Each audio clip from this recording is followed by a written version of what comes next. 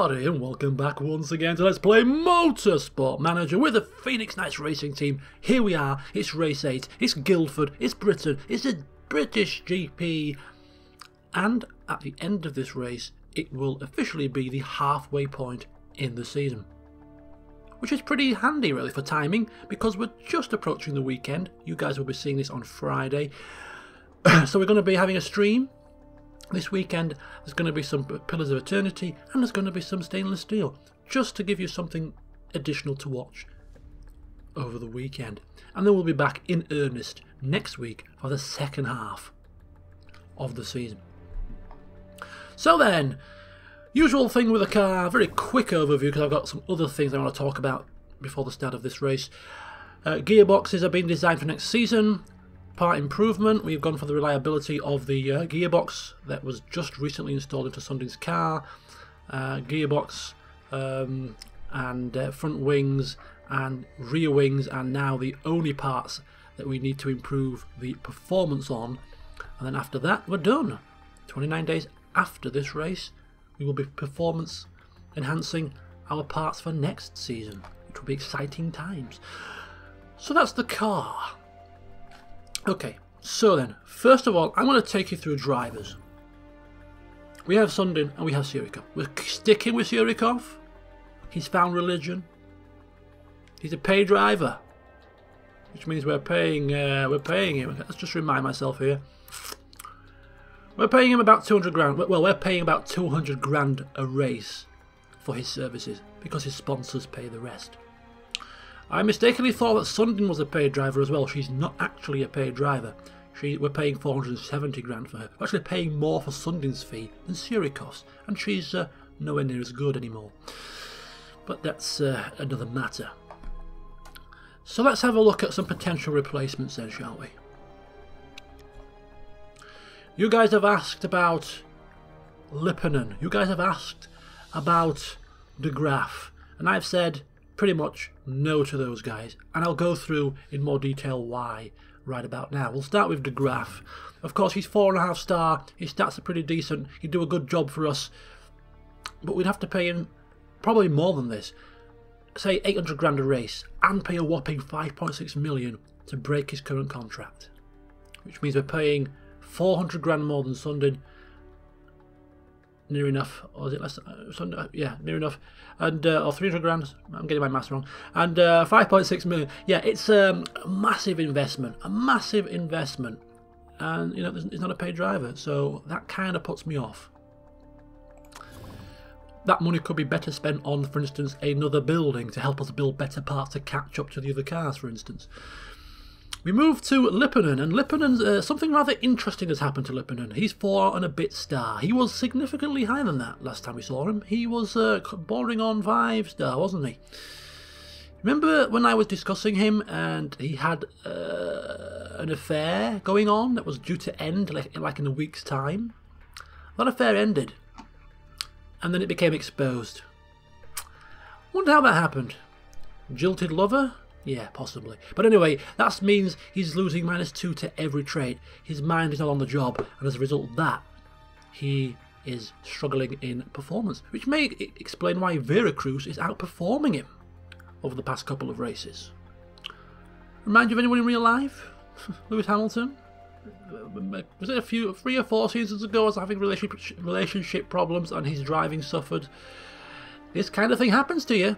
But anyway, he's going to be more per race than Lipponen, and even more to break his contract. So again, and he's not a paid driver. Kind of puts me off. Quite a large cost. Although both drivers are actually interested. The one driver that actually tickles my fancy, as I've already explained, is actually Zoe Sharp. Now she is oldish, she's 32, she's in her prime. What am I talking about? She's in her prime of her life, 30s. It's the place to be. Yeah, she's 32. Look at those stats. Holy fire and brimstone. They're flipping marvellous. 1 million per race, you say? Not quite, because she's actually a paid driver. Her sponsor's paying 950 grand towards her race fee, which means these guys are only paying 200 grand towards her race fee. Less, in fact. So even if we match this contract cost, we'd be paying her less than Sundin for this stats, for this marketability. Pretty damn good, right? 8 million to break the contract though, could be an issue. If she was younger, this actually might be worth doing. It might be worth forking this out for this, for at least 4 or 5 seasons of this performance. We're going to get about 2 seasons out of her, I reckon, before she retires, so it's not even worth it to break the contract. And, go figure, she's not interested anyway. She would rather stick with the slow Thornton than move to the up-and-coming Phoenix Knights racing car. Go screw yourself. So, they're the 3 current crop of drivers on the grid so far that really were the most obvious choices. But the reason why I'm going through this now is because our scouting facility has been constructed, which means we have unlocked an absolute plethora of uncontracted new drivers that we can't see. Some of them will be rubbish, of course. They're not all going to be superstars, but I'm hoping because they're level 3, they're going to be better than some of the people we've seen before. There's a load of them, look, a load of them that we're now currently scouting. Out of that lot of new talent, there's got to be somebody that's A, 4.5 star or better, and B, a paid driver. And if there is a combination out there of that, we're snapping them up. So before we make any decisions about next season's race driver, or depending on how quickly this scouting goes, might even get them before the end of this season, we're going to have to scout these buggers out. And roughly next 20 to 30 days, we're going to scout them out and find out all about them. So I shall keep you in the loop, but this is going to be more than likely where our next driver comes from. One of these uncontracted newbies. I'm hoping. So there you go. I thought I'd just update you with the situation with the driver hunt. It is still going on. One other thing then, before we dive into today's race. Whilst I was scouting drivers, I thought, why not scout some staff? I'm happy with my race mechanics. I'm paying pretty much pittance for them, and they've got stats in the right places. So I'm not looking for a new race mechanic. However, new designer. We were so close to getting Paddy Locke last season. We didn't quite get him. Look who's highlighted. Mr. Eric Russo, 47, quite young by designer's standards, 4.5 star, 3rd best designer in existence so far. No contract, which means there's no contract clause to break, so we're automatically paying 2 million to 4 million less than any of his counterparts. But look at that, pretty damn good. But it's not all about the stats for designers, it's about the components as well. Now, our current designers' components are pretty much non-existent. In fact, they literally are non-existent. This guy has a component here, 1 day saved on build time. That mounts up over the course of a season. It's pretty handy. This is the big one for me, an extra plus 20 to max performance on all parts good or better. That is a nice little boost of max performance when you're trying to develop your car to catch up to the cars in front of you. These two not so good, but this is pretty good. Or both of these are pretty good for parts that you want to stick on your car straight away.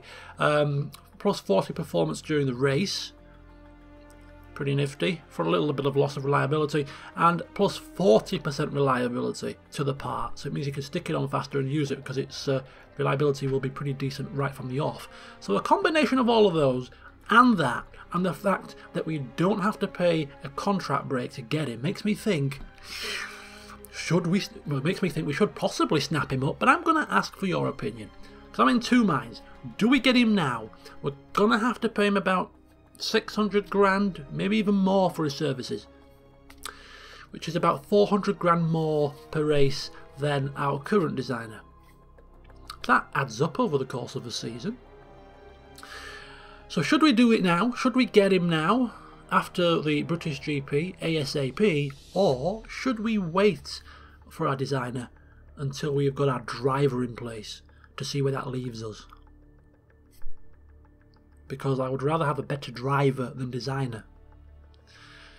You know, our buildings and such can kind of counteract the designer situation. Although having him behind us, this Russo fella, it would really boost our development, I would have thought. But anyway, so let me know your thoughts. I'm interested to hear them. Designer now or not designer? Designer now or not designer? But he's damn good and he's free to sign. Right, anyway, that's enough flim-flam. That's enough of the chitty-chat, and that's now time for Racy Race. This could mean anything. We're in Britain. Weather, Britain, it's never certain. But what is certain is, if we had a barbecue planned for any of these sessions, it would certainly rain. Tyre selection, right? Okay, it's low fuel burn, which means we can push for the engines quite a distance, but the tyre wear is very high, which makes me believe that this is going to be touch and go with the tyres. I don't know if it's going to be a super soft or a soft situation. I think mediums may not be required, so I'm going to go with 3 mediums. I think we should just split these evenly. What do we reckon? Go with 1 more set for Surikov, just because he's kind of on the tyres. I've got to. I know it says it's going to be clear and cloudy and sunny. I think there's going to be rain. I'm British. There's going to be rain. Yeah, I'm going to try that. See you in qualifying. Well, practice was rather straightforward for a change, and it was dry, funnily enough. All right. So we maxed out all of the tyres that we need to max out. We maxed out the race trim and the qualifying trim. Everything went smoothly. So super soft tyres and qualifying trim for the qualifying session. There is more sunshine. This is an absolute glorious British summer weekend. It's unprecedented. Setups went relatively well. I tell you, now that you can actually load your setups, it makes practice so much easier. I dialed in the setups from the previous season that I'd saved. Surikov was completely at 96% right from the go, no tweaking required. Sundin required a little bit of tweaking to the downforce to get hers right, but other than that, it was just so easy. Very good feature, allowing you to load your car setups. Anyway, we've weight stripped a little bit more aggressively. I think we were at 390 performance for the past couple of races. We've just gone a bit further to 405. We're just pushing those boundaries. We need some bloody pace to keep up with the Windsors and the Kitanos. It's a dry session, so we'll simulate. Let's see what happens. Can we break the top 10 in our home Grand Prix? I'm not confident. No, well, maybe I should be confident. Look at Surikov. He's going faster. He's in 8th. He's going again. Oh, he's going again, and he went down to 9th, but he got 8th again. Qualifying over. Surikov has out-qualified both of the Windsor cars and one of the Kitanos. Home Grand Prix for the team. Surikov is turning on the style. Get in there, laddie. Get in there. Still just missed out on the objective for our sponsor, which is absolutely so frustrating, because our sponsor is PlaySport Games, and I think the PlaySport Games sponsor gives you a 2.2 times bonus for your home for the British GP, because it's a British-based sponsor. So if we'd have got that, we'd have got 600 grand for doing that. We were 8/100ths of a second away from 600 grand. Yeah, read it and weep.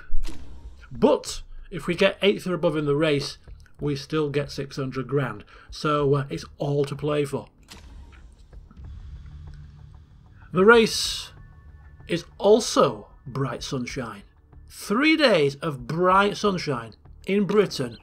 This game is broken. Surely this game is broken. Right, we're going to check the strategies out before we do the knowledge. What are we going to do with our drivers? Well, it is an 18-lap race, which means it is 6 laps, then 6 laps, then 6 laps, or there or thereabouts.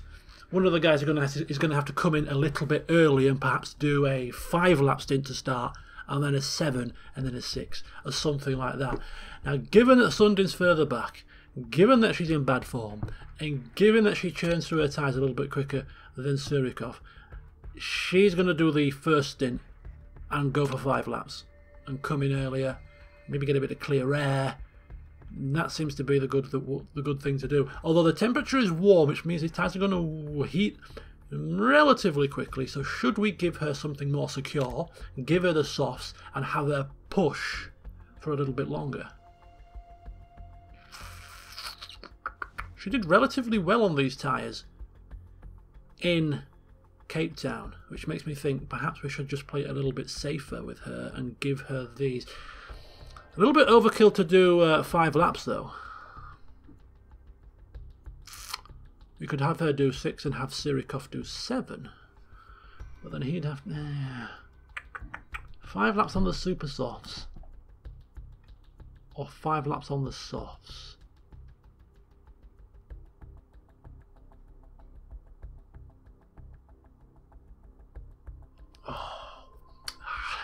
Sorry guys, I have to think harder for her. She's making life awkward. Her smoothness makes life awkward. Her performances recently have made life awkward.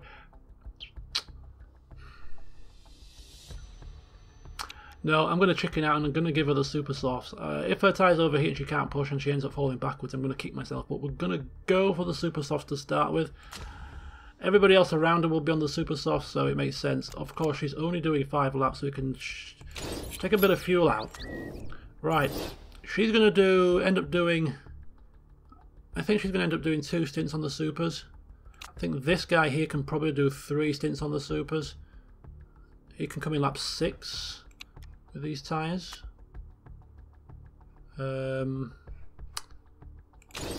So I think the knowledge for both cars is pretty much super soft race trim. You know what? I've changed my mind. I've changed my mind. Obviously, we have also with Sundin, we have actually got the soft tyre performance bonus, so she could actually use the soft tyres, get the bonus, get the slightly slower heat rise, and get better degradation for her lower smooth. I'm going to try it. You know what? I'm going to try it. I'm going to put her on the soft tyres instead of the supers. She will use the supers maybe for a short stint towards the back end of the race, but we're going to try the normal regular softs here.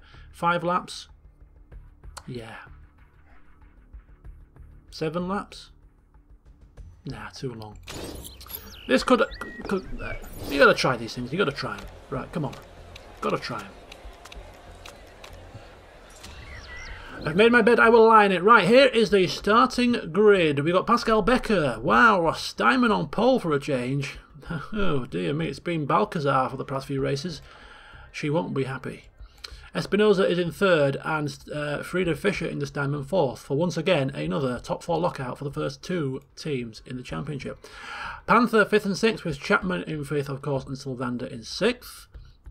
And then we have De Graaf in 7th, the qualifying specialist, if I remember rightly, with Surikov having an absolute stormer of a qualifying lap. 8th position. Highest qualifying position all season. A damn good job he did. And then the Windsors behind in 9th and 10th. Vera Cruz outperforming Lipponen, who's got some issues following his exposed affair. Matthias de Wolf in 11th with Sundin in 12th, and that rounds out the top 12 with the 2 Rosato Corsas behind us. Oh boy, we're off and racing in Britain! Here we go! Let's take a look at Surikov's start for a change. We're going, we're gone! It's a relatively decent-ish start. He's managed to keep ahead of Veracruz. Alhazi and Sundin is in 10th. She's got off to a great start, and it's nip and tuck here as we come round at the... Here we go with the hangers and all that kind of good stuff, and look at this. Sundin she's flying on the harder compound tyre. Does she know she's on the slower tyres? Anybody told her? She doesn't care. She's put her foot down. She is absolutely flying off the start on this first lap. Go on, Sundin. Right, here we go. We're going to settle down now. Veracruz, one of the only other top drivers to use the soft tyre. Maybe they know a trick or two that we don't, but who cares? It's a good start, and we are now in 6th and 7th positions. Right, we just need to turn this down a little bit. We don't want to be too aggressive. Don't forget, fuel burn is low, so we can afford to put the pedal to the metal a bit more than usual. Right, she can push a hell of a lot harder than Surikov can, because she is doing less laps and her tyres won't heat as quickly. So she's still fine to push for another lap. Come on, Sundin! This might have been a good strategy, you know. Giving her the harder compound tyre. That might be a good strategy all round, in fact. Where the temperatures are high and the heating of the tyres is going to be a little bit quick. Perhaps... yeah, I think perhaps that could well be a strategy to take forward here. And again, it might not be. We'll see how it pans out. It's obviously only lap number 2. There's a long, long way to go in this race. These laps are relatively long. So, you will excuse me if I temporarily keep pausing it. I want to get the strategy right today. I really do. And she's already gone too high into the temperatures, which is my fault. Still a bit more. I want to turn it down. Both cars now down to high. She's got to do 3 more laps. That's fine. He's got to do 4 more. Yeah, we're looking good. Right.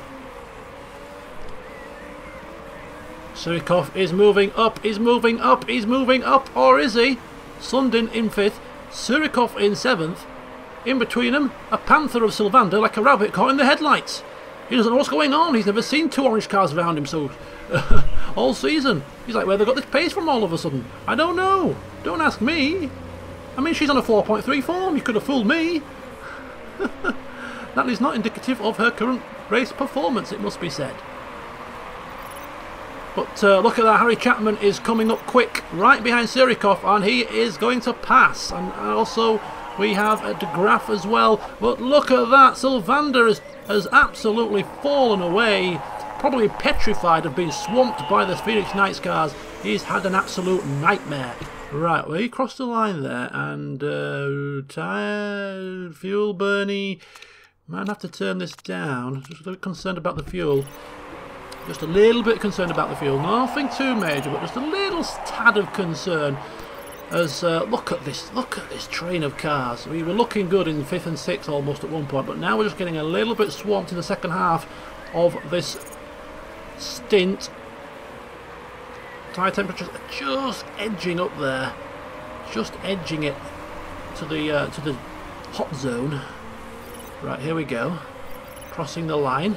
Sundin got 1 more lap to do. She's just got enough fuel to burn. He's got a little bit of fuel to burn.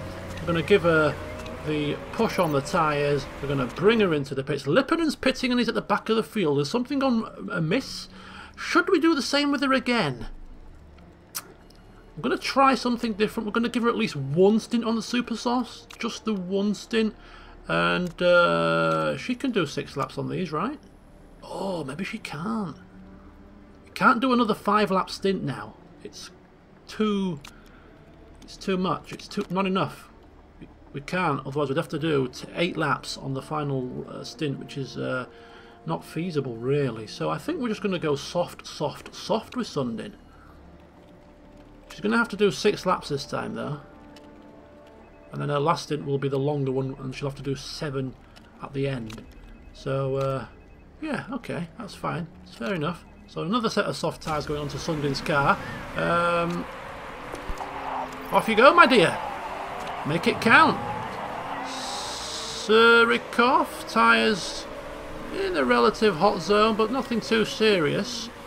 and he's got to do another lap after this one. So we'll see how much fuel he has when he crosses the line, and then we'll switch him accordingly to the appropriate engine mode. Right, this is absolutely good stuff here. So Sundin in the pits after a damn good effort. Right, he's going to come in, and what do we do with him? So he's going to have done 6 laps, so he's doing 6, 6 and 6. Soft, super soft, super soft and super soft. For Sundin, Sirikov, 2 S's, it's too complicated. Give him a bit of extra fuel and send him out on another set of super soft tyres. Okay, Sundin's pit stop seem to go reasonably well. She's coming out. We're going to give her a little bit of juice to start with, just to ensure that she has a nice quick out lap. Bit of clear track, which means that she is going to push hard on these new tyres, push hard on this full-ish fuel tank, and really try and get some undercut going on.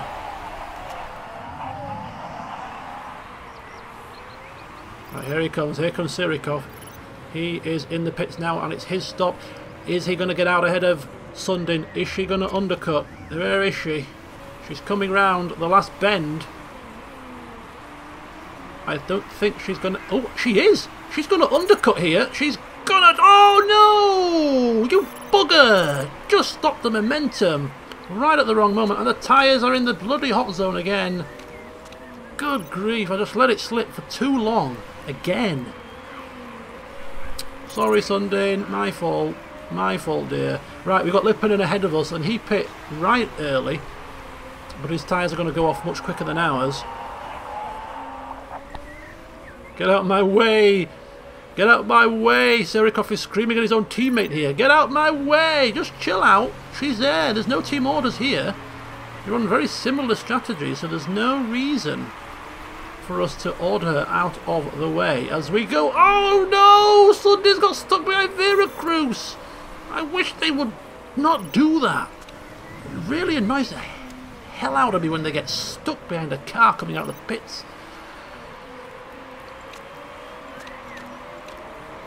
Right, next time they cross the line we'll see how much fuel they've got, and Sirikov's heat, I've maybe left him on push for too long. Sundin's tyre heat's not... tyre heat? Yeah, Sundin's tyre heat not going down very well. Right, we're coming round again. We've got a Gonzalez and De Wolf. De Wolf could be... No, we're passing quite comfortably. We're passing quite comfortably. We're up into 8th and 9th. And Chapman's got a penalty. I have no idea what for, but Chapman has got a penalty for some reason. That's what that sign means. Let's watch and see if he comes into the pits here. Sylvander's passed us. Sylvander has passed us, and we've got De Graaf all over the back of us with Sundin. Not ideal. Not ideal. She's been passed, in fact. Is he coming into the pits, old Chapman? If he does, that could be good for... Yes, he is. He's in the pits. He's taking a penalty. Is it a drive-through? I think it's just a plain old drive-through. So he's having to drive through the pits. A bitter blow, but he'll be back up the field, don't worry. We hope he isn't, because it's one less driver to worry about. But Sirikov is battling hard with Sylvander here. I completely forgot to check the fuel situation.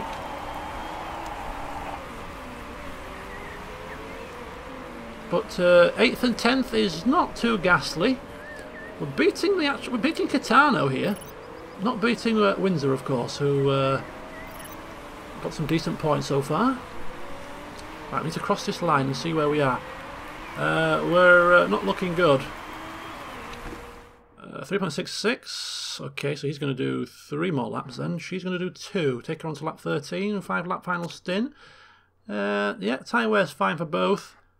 So I think we just keep it on neutral and push for both, for neutral and high, sorry, for both drivers here. I can't see any major issues other than with Sundin's engine. In fact, we'll have to turn that down. It's too risky to keep pushing her for the entire rest of the race, rather unfortunately. What about him? 49, that's a little bit better. We'll push her towards the end. Just going to manage that engine. We did weight strip a little bit aggressively. Should have left the engine on 85% rather than 80, I think. But never mind. Especially with a low fuel burn circuit, we can push for longer. Somebody's in the pits quite early. Sirikov up into 7th temporarily, and his tyres are now in the hot zone well and truly. Okay, so Sundin has crossed the line, and so she can now push. She might as well push the tyres. She's going to come in. She's going to go back on a set of softs. She's going to fuel to the end of the race. Doesn't need a great deal of fuel. Part condition, if we fix that, it's going to add time. The only parts we can fix without really hampering our pit stop is the suspension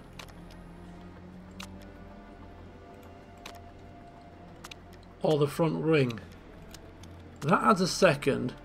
That adds a whole... You can't change the engine, obviously. That adds 12 seconds. No, sorry. Am I counting that right? Yeah, 12 seconds. She's going to have to be very careful. There's still 7 laps to go and her engine is shot to bits. Engine is completely shot to bits. I just didn't realise. I just wasn't sure if I'd got everything sorted there. Yeah, 32% is not good. That is not good. I think we may have pushed it too hard. I'm a little bit worried about Sirikov now as well. So we'll just turn him down for now. Yeah, a little bit of push. Too much, I think. But, yeah, look at that. People are coming in for repairs. I wonder if it's a high engine degrading track. Anyway, Sirikov has got one more lap to do, and we're going to push the tyres, but we're going to just keep his engine on neutral because we're a little bit worried. Last set of super softs. Fuel, one lap less of fuel to put in the car compared to Sundin. Anyway, fingers crossed. Fingers crossed we make it to the end. She may have to even go on conserve. She may have to go on conserve. Why is she still on push-push? What on earth are you doing? And me, like a fool, actually put excess fuel in her car. Realising that she can't push, I should have put less fuel in because she can't actually bloody push. Silly mistake. No point of putting excess fuel in the car that you can't push, right? Never mind. Are we being held up here? We're being held up by the graph. Do you want to get out of the way? Do you want to just kind of move? You know? Faster car coming through here.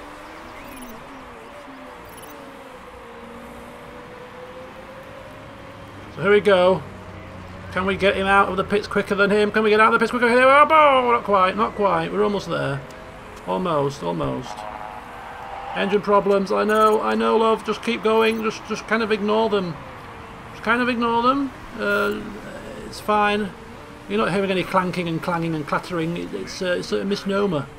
It's a misnomer. It's fine. Just keep going, dear. Where is she? Oh, she's right there behind Sirikov. With a Rosato Corsa on her tail, so we can't afford to really turn her engine down. We need to turn it down and conserve at some point. You've got to think we've got to conserve this engine at some point. Sirikov is fine. In fact, last couple of laps of this race he can possibly push, but Sundin is not quite in that situation. Sirikov up into 7th position. I've got a feeling that Lipponen is probably going to have to pit again. Possibly. He came in mightily early, not for tyres necessarily, but definitely for fuel. Got a feeling he's going to have to come in again, is old Lipponen, so we could be actually in 6th position right now, with Sundin technically in 7th, and she's got this Rosato Corsa all over the back of her. He is pushing his engine and tyres pretty hard, so I don't really think he's going to be able to do that for a very long time, so I don't think we're in massive danger of being overtaken by him. Further back is Schmidt, another 4 seconds, so I'm wondering if actually now is a good time to conserve that engine. No, maybe not. Maybe not. He's still pushing. He's still pushing. Sundin, come on. I'll give you a little bit of high engine mode for now. Oh, flipping hellfire. She's had him past.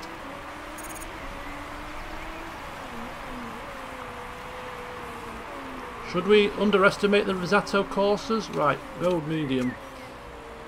No. Oh, we've got other cars coming as well. Oh, bloody hell. Bloody hellfire. Right, Surikov. Lipperden still going. For how long we don't know. There's 2 laps to go.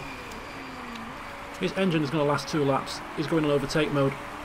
He's going in overtake mode. He's just going to see what he can do.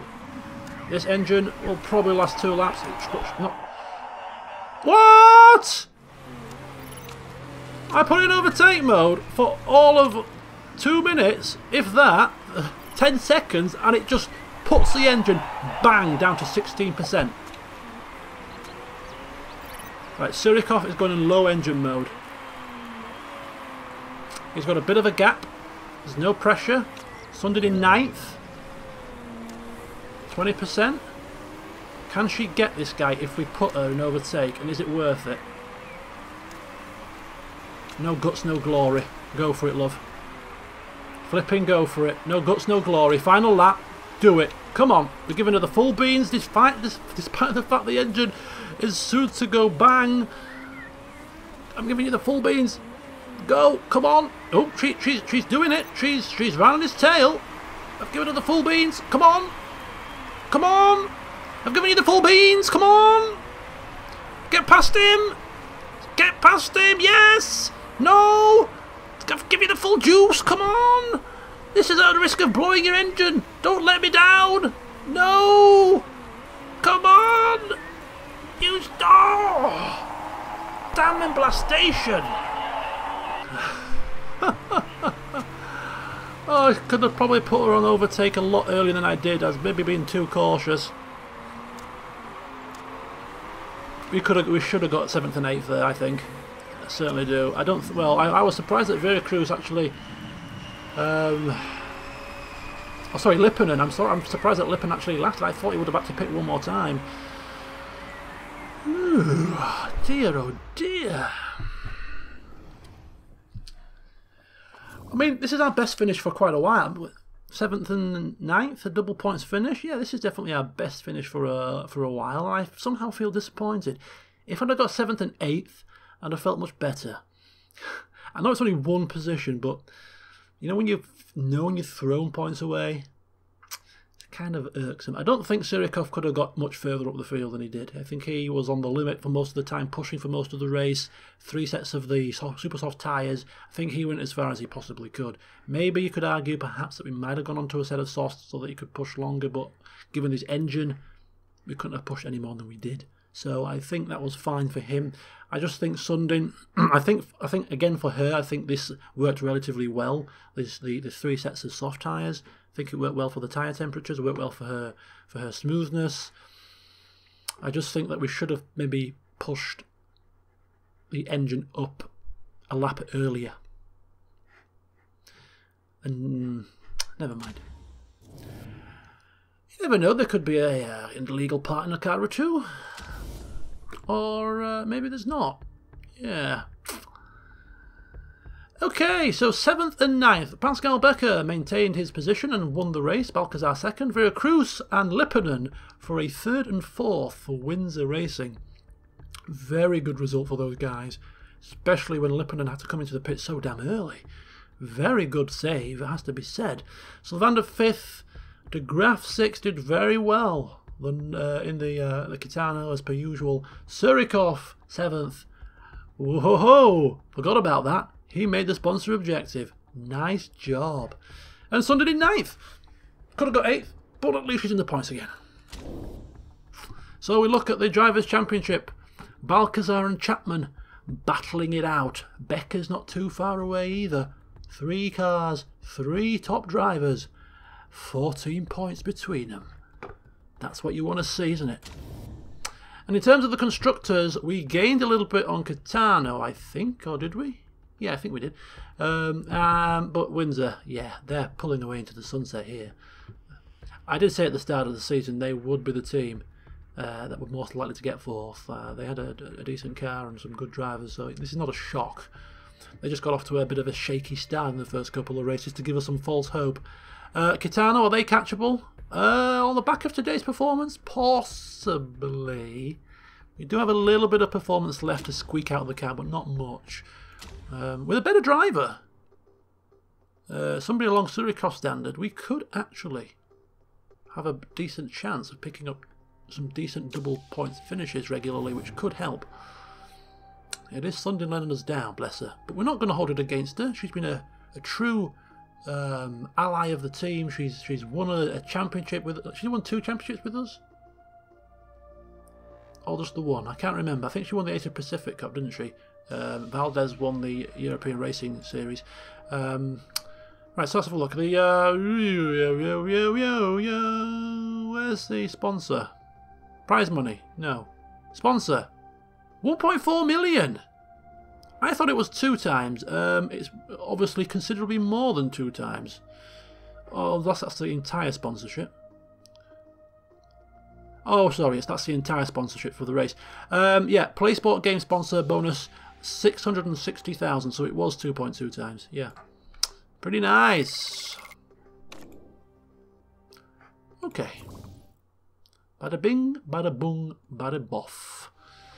So we're done and dusted. We are halfway through the season, and at the halfway stage, we are exactly where we expected to be, which is 6th in the Constructors. So I want you guys to let me know a couple of things. First of all, should we get that designer? He looks damn good. Snap him up now before it's too late. Stramby. He's a pay driver, but he's just not good enough. Although he is injured, which means his stats might improve after he's recovered from a dodgy neck. But not that much.